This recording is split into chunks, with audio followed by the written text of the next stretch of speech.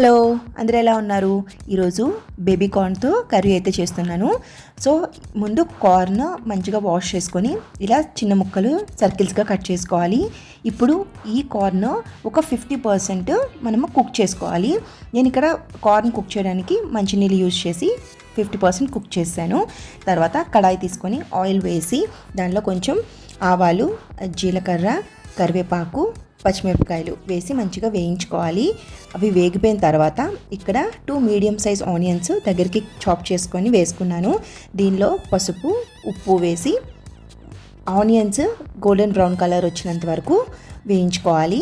Onions వేగిపోయిన తర్వాత ఇక్కడ 2 చిన్న టమాటాలు అయితే తీసుకొని అవి కూడా ఆనియన్స్తోని మిక్స్ అయ్యి మంచిగా దగ్గరికి మగ్గిపోవాలి.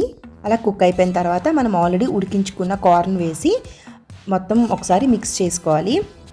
ఒక 2 మినిట్స్ కుక్ చేసుకుంటే ఇందులో స్పైసెస్ అంతా కూడా కార్న్కి పడతాయి. దాని తర్వాత మనం ఆల్రెడీ ఉడకబెట్టినప్పుడు వాటర్ ఉంది కదా, ఆ వాటర్ వేసి ఒకసారి ఉప్పు కారం అవి చెక్ చేసుకొని వాటర్ ఎగిరిపోయి కూర ఇలా దగ్గరికి అయినంత వరకు కుక్ చేసుకొని తర్వాత స్టవ్ ఆఫ్ చేసి సర్వ్ చేసుకొని ఎంజాయ్ చేయడమే. టేస్టీగా బేబీ కార్న్ కర్రీ అయితే రెడీ అయిపోయింది. Thanks for watching. Please subscribe.